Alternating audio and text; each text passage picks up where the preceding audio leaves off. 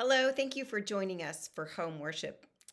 Today's sermon is for the weekend where the Sunday falls on October 24th. The title of this sermon is Getting Slavery Out of the People. It's from Brian McLaren's book, We Make the Road by Walking, and continuing in our sermon series.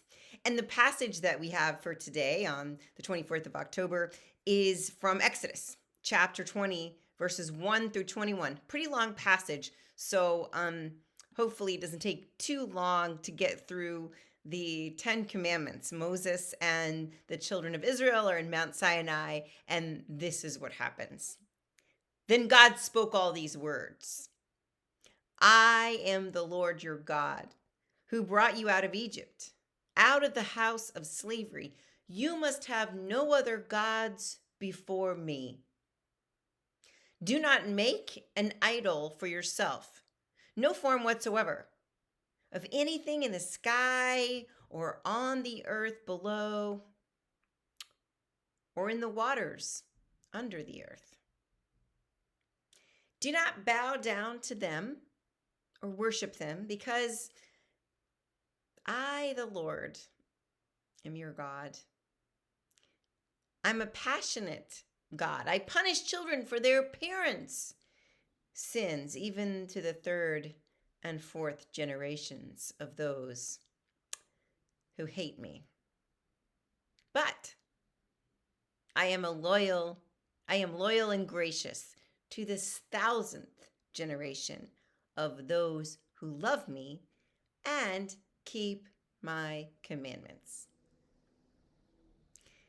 Do not use the Lord your God's name as if it were of no significance. The Lord won't forgive anyone who uses his name that way. Remember the Sabbath day and treat it as holy. 6 days you may work and do all your tasks, but the seventh day is a Sabbath to the Lord your God. Do not do any work on it, not you or your sons or daughters or male or female servants, your animals, or the immigrant who is living with you. Because the Lord made the heavens and the earth, the sea, and everything that is in them in 6 days, but rested on the seventh day. That is why the Lord blessed the Sabbath day and made it holy. Honor your father and your mother, so that your life will be long on the fertile land that the Lord your God is giving. Do not kill. Do not commit adultery. Do not steal.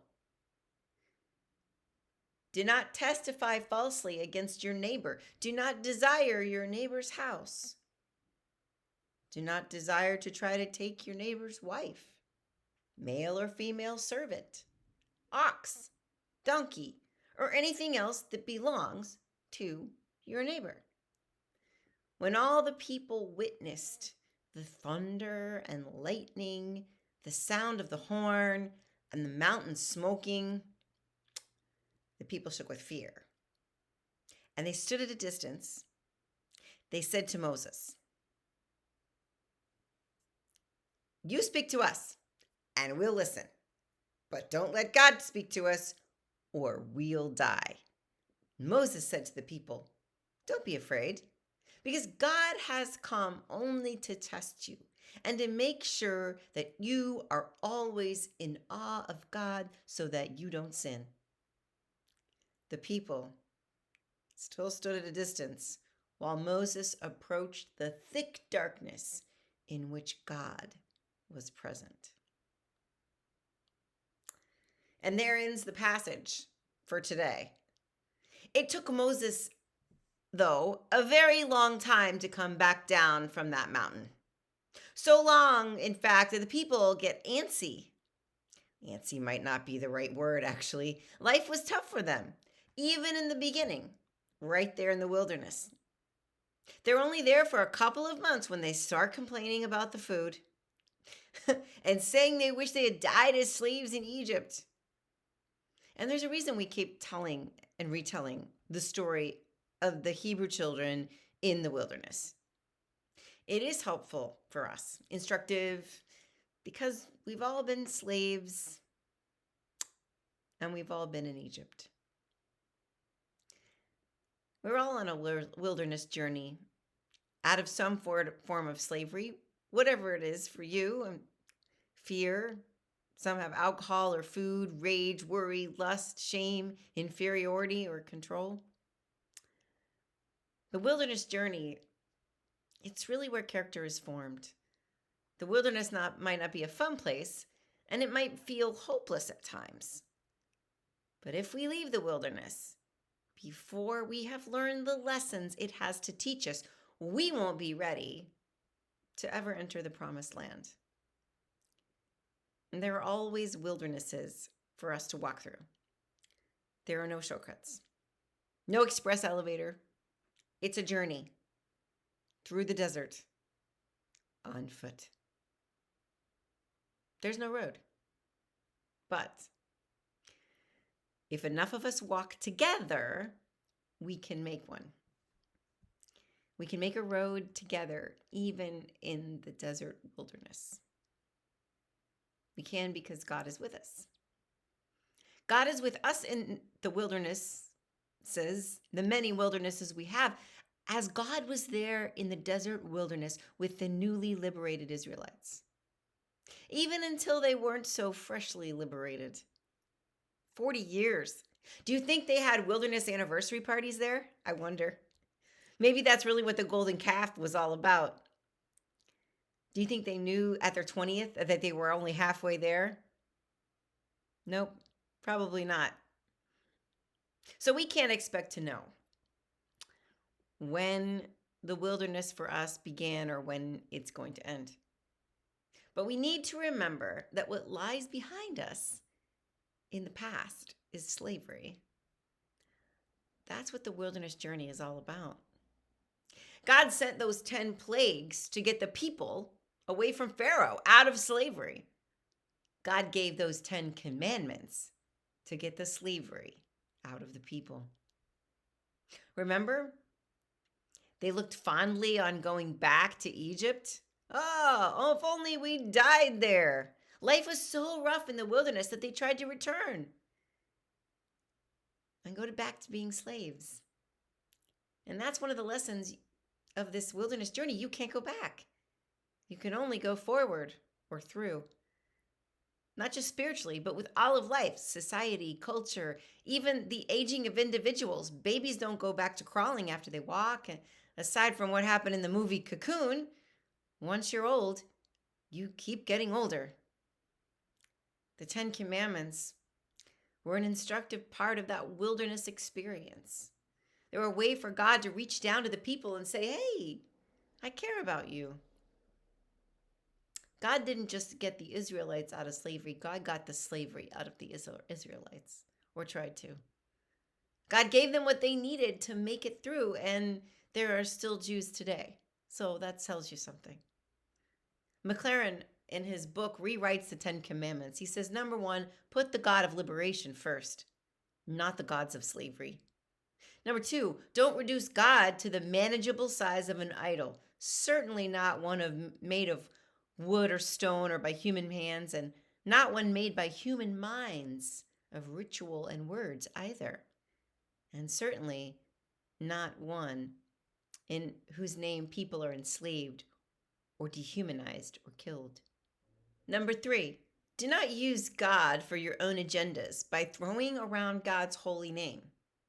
If you make a vow in God's name, keep it.